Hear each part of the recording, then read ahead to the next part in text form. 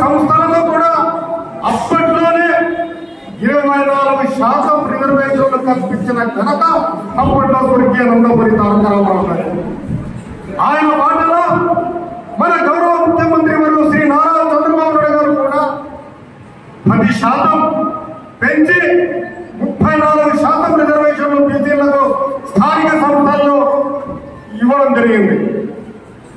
మరి అలాగే BC corporation, బీసీలలో ఒక కార్పొరేషన్ ఏర్పాటు చేయాలని చెప్పి ఆలోచించి మన గౌరవ ముఖ్యమంత్రి వర్యులు శ్రీ నారా చంద్రబాబు నాయుడు గారు బీసీ కార్పొరేషన్ ఏర్పాటు చేసి తద్వారా మరి రుణాలను కూడా బ్యాంకుల ద్వారా సబ్సిడీ రుణాలు అందించిన ఘనత కూడా మన గౌరవ ముఖ్యమంత్రి వర్యులు శ్రీ నారా చంద్రబాబు నాయుడు గారు. అలాగే ఎక్కువ మంది కుల వృత్తుల్లో ఎక్కువ బీసీలు ఉన్నారు. వారికి ఆదరణ పథకం కింద కుల వృత్తులు ఏ పనులు చేస్తున్నారో వారికి పనిముట్లు కూడా ఇచ్చిన ఘనత మన గౌరవ ముఖ్యమంత్రి వర్యులు శ్రీ నారా చంద్రబాబు నాయుడు గారు. అలాగే మరి చేనేత కార్మికులైతేనేమి, కల్లుగడ్డ కార్మికులైతేనేమి, వారందరికీ కూడా 50 సంవత్సరాలకి పింఛన్ ఇచ్చిన ఘనత కూడా మన గౌరవ ముఖ్యమంత్రి వర్యులు శ్రీ నారా చంద్రబాబు నాయుడు గారు.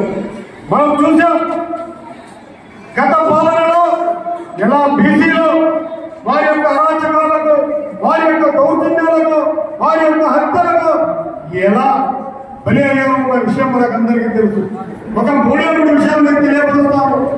అరవింద కుమార్ అనే గౌడ్ అనే అబ్బాయి కర్నూలు జిల్లాలో మరి వారి అక్క మరి కాలేజీకి వెళ్ళి వస్తుంటే మరి ఆ అబ్బాయి తట్టుకోలేక వారి అక్కను ఎందుకు వేధిస్తున్నారా అని చెప్పి అప్పట్లో వైసీపీ నాయకుడు అడిగితే మరి ఆయన మరి అక్కడ వాళ్ళు వచ్చి ఆ బాబులు వచ్చి నోట్లో మరి ఆ పుస్తకాలను చింపి మరి కుక్కి చంపేయడం జరిగింది. మరి అలాగే మనం చూసాం చిత్తూరులో కూడా నందం సుబ్బయ్య ఒక బీసీ నాయకుడు వెడమంపితే అప్పట్లో గత ప్రభుత్వం పైన ఆయన కూడా హత్య చేయడం జరిగింది.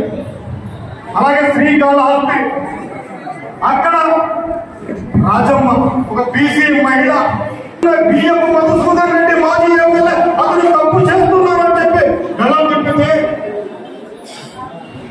మరి ఈ విధంగా మరి అరాచకాలు చేసే కార్మికులకు ఒక మంచి ప్రభుత్వం వచ్చింది. బీసీలకు రక్షణ కల్పించే విధంగా గత ఎన్నికల్లో మన యువ నాయకులు ఐటీ విద్యాశాఖ మంత్రి వర్యులు శ్రీ నారా లోకేష్ బాబు గారు చెప్పారు. రక్షణ చట్టం చేస్తారని చెప్పి మరి వారి వరకు రక్షణ చట్టం కూడా మన గౌరవ శ్రీ నారా చంద్రబాబు గారు కావడం జరిగింది. మనకు మంచి ప్రభుత్వం వచ్చింది, మంచి ముఖ్యమంత్రి నారా చంద్రబాబు గారు వచ్చారు. అలాగే యువ నాయకుడు నారా లోకేష్ బాబు గారు ఉన్నారు. నాయకుల్లో ఒక మంచి మంత్రి మల్లిపల్లి రామప్రసాద్ గారు కూడా ఉన్నారు. బీసీలకు అండగా ఉంటారు.